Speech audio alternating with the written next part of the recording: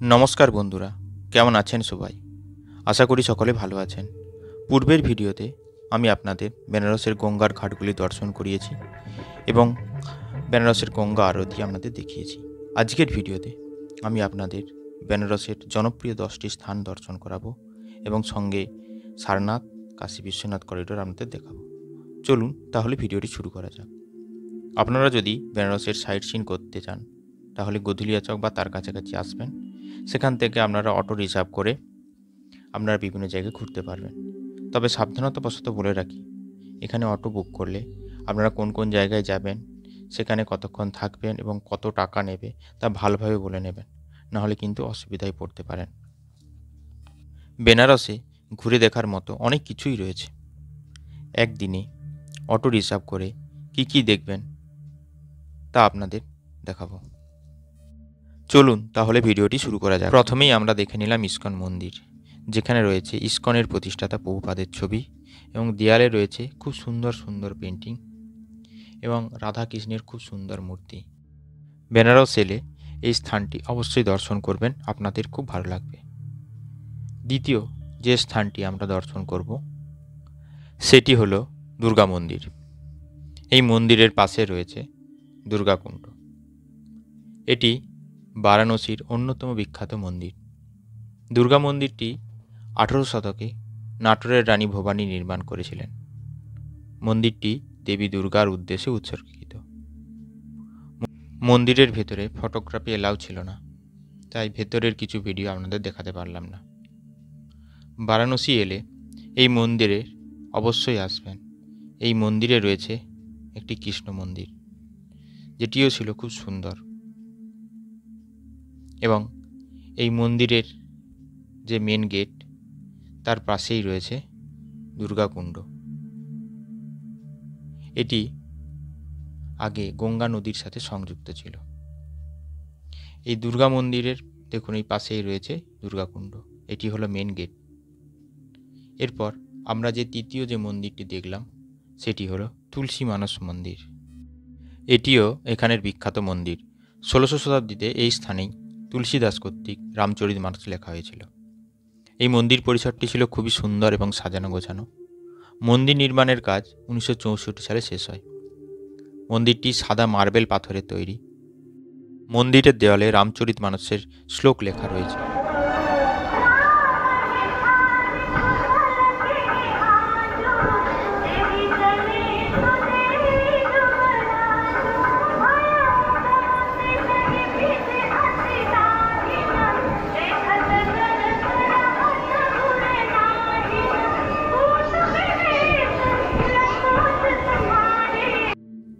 চতুর্থ যে মন্দিরটি দর্শন করলাম সেটি হলো ত্রিদেব মন্দির। মন্দিরটি ভগবান ব্রহ্মা, ভগবান বিষ্ণু ও ভগবান শিবের উদ্দেশ্যে উৎসর্গিত। মন্দিরের স্থাপত্যে রয়েছে উত্তর ভারতীয় ও দক্ষিণ ভারতীয় শৈলীর মিশ্রণ। মন্দিরটি 18 শতকে মারাঠা শাসক প্রথম বাজিরাওয়ের রাজত্বকালে নির্মাণ করা হয়েছিল। হিন্দু পৌরাণিক কাহিনী অনুসারে বিশ্বাস করা হয় যে ভগবান ব্রহ্মা এই স্থানেই মহাবিশ্ব সৃষ্টি করেছিলেন। পঞ্চম যে স্থানটি আমরা দেখলাম সেটি হলো বেনারস হিন্দু ইউনিভার্সিটি। এটি প্রতিষ্ঠা 1916 সালে। প্রতিষ্ঠা করেন মহামান্য পণ্ডিত মদন মোহন মালব্য। এখানের ভবনগুলি অত্যন্ত সুন্দর এবং আর্কিটেকচারের দিক থেকেও অত্যন্ত মনোমুগ্ধকর। এটি একটি আন্তর্জাতিক মানের শিক্ষা প্রতিষ্ঠান। এই বিশ্ববিদ্যালয় এশিয়ার বৃহত্তম আবাসিক বিশ্ববিদ্যালয় হিসেবে স্বীকৃতি পেয়েছে। এখানে আমরা দেখব বিড়লা মন্দির। এটি ইউনিভার্সিটি ক্যাম্পাসেই অবস্থিত।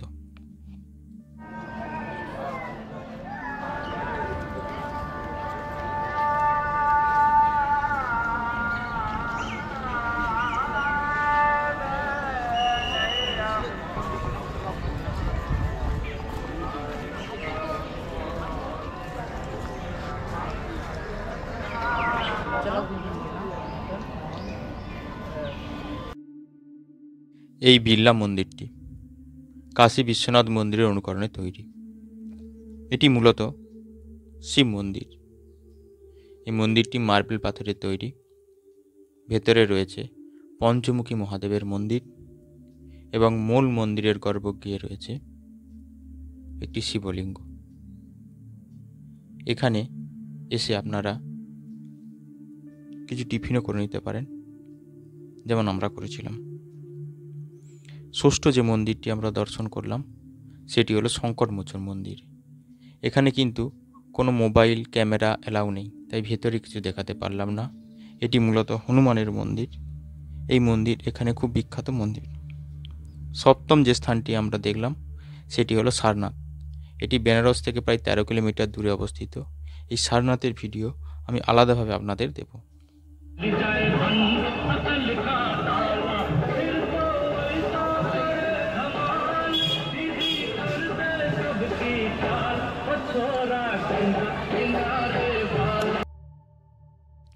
বেনারস এসে যদি বেনারস পান নাই খেলাম তাহলে বেনারস আসাটাই বৃথা। এই বেনারস পান খেয়ে আমরা যে অষ্টম স্থানটি দর্শন করব সেটি হলো কালভৈরব মন্দির। এই মন্দিরটি বেনারস শহরেই অবস্থিত।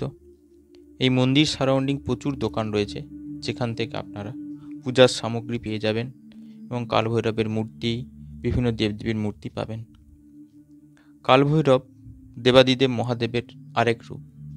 এই কালভৈরব মন্দিরের সঙ্গে জুড়ে রয়েছে নানান লোককথা। বলা হয় যে তার অনুমতি ছাড়া কেউ কাশীতে থাকতে পারে না, তাই কালভৈরবকে বারাণসীর কোতোয়াল বা রক্ষাকর্তা বলা হয়ে থাকে। আমাদের দর্শন খুব ভালো হয়েছে। এই কালভৈরব মন্দির দর্শন করার পর আমরা চলে আসি কাশী বিশ্বনাথ করিডোর দেখার জন্য। আমরা আজ বাবা কাশী বিশ্বনাথের দর্শন করব। আপনারা যদি এই গলি দিয়ে হেঁটে স্থানীয় মানুষ বা পুলিশকে জিজ্ঞাসা করেন তাহলে আপনাদের দেখিয়ে দেবে এই কাশী বিশ্বনাথ করিডোরে যাওয়ার রাস্তা। আপনারা এই কাশী বিশ্বনাথ করিডোর যে কোনো সময়ই আসতে পারেন।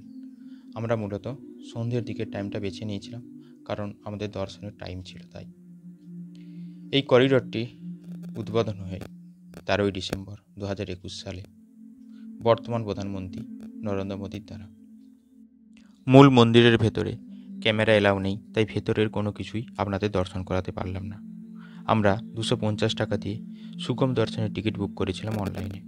আপনারা চাইলে ফ্রিতেও দর্শন করতে পারবেন। এই করিডোরটি ছিল খুব সুন্দর এবং সাজানো গোছানো। আপনারা কাশী বিশ্বনাথ ধামে এলে এই করিডোর অবশ্যই আসবেন, আশা করছি খুব ভালো লাগবে। আজ ভিডিও এই পর্যন্তই। ভিডিও কেমন লাগলো তা অবশ্যই জানাবেন। ভিডিও ভালো লাগলে like, comment, share and subscribe করে দেবেন।